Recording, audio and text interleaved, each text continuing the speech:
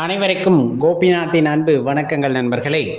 நாளைய தினம் 14ஆம் தேதி பார்த்திங்கன்னா சங்கடகர சதுர்த்தி வருகிறது.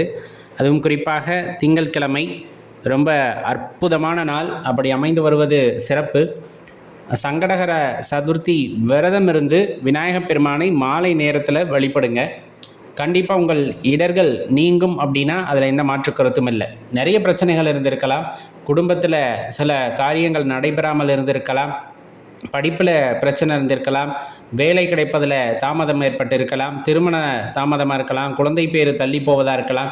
இந்த மாதிரி எந்த காரிய தடையாக இருந்தாலும் சரி, இந்த ஆனி மாதம் வருகின்ற சங்கடகர சதுர்த்தி திதியிலே காலையிலிருந்து விரதமாக இருந்து கண்டிப்பாக உபவாசமாக இருந்து மாலை நேரத்தில் ஆலயங்களில் நடைபெறக்கூடிய அபிஷேக ஆராதனைகளில் கலந்து கொள்ளும் பொழுது, அதே போல் அங்கு நம்ம சமர்ப்பணம் செய்கின்ற விதம், நமது மனதை சமர்ப்பணம் செய்கின்ற விதம்னு ஒன்று இருக்குது. ஏன்னா வேண்டுதல் நம்ம வேண்டிட்டா உடனே நடந்துருமா அப்படின்னா அது இறைவனோடு ஒன்றி அந்த வேண்டுதலை வைக்கணும்.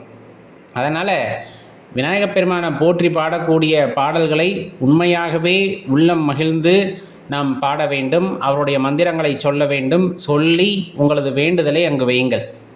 எனக்கு இந்த காரியத்தடை இருக்கிறது, நீங்க வேண்டும் பெருமானே அப்படின்னு அவரிடம் வேண்டி கேட்டுக்கொள்ளலாம். நம்ம விநாயகப் பெருமானை தரிசிக்கணுன்னா ரொம்ப தூரம் போகணும் அப்படின்லாம் அவசியம் இல்லை. கண்டிப்பாக நம்ம ஊர் எல்லையில் அல்லது ஊருக்குள்ளே ஆற்றங்கரையில் குளக்கரையில் அரச மரத்தடியில் பிள்ளையாரப்பா அமர்ந்து இருப்பார். அங்கே கூட நீங்கள் போய் வழிபாடை செஞ்சால் போதுமானது.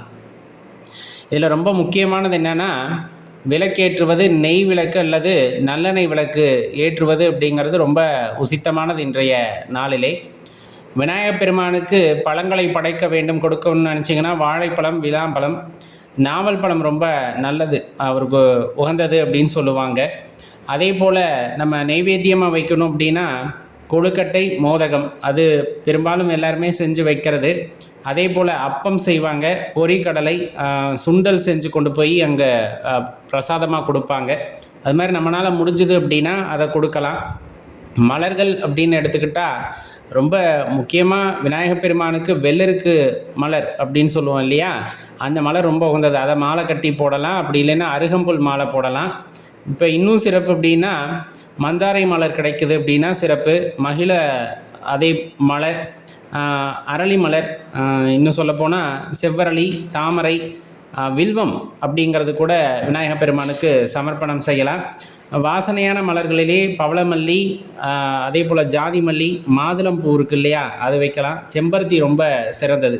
இந்த மாதிரி ஏதேனும் ஒரு மலர் உங்களுக்கு கிடைக்குது அப்படிங்கும் போது அதை விநாயகப் பெருமானுக்கு சமர்ப்பணம் செய்து உங்கள் குறையை விநாயகப் பெருமான் முன் வைக்கும் பொழுது கண்டிப்பாக குறையை போக்கி அருள்வார் விநாயகப் பெருமான் அப்படின்னா அதில் மாற்றுக்கருத்து இல்லை.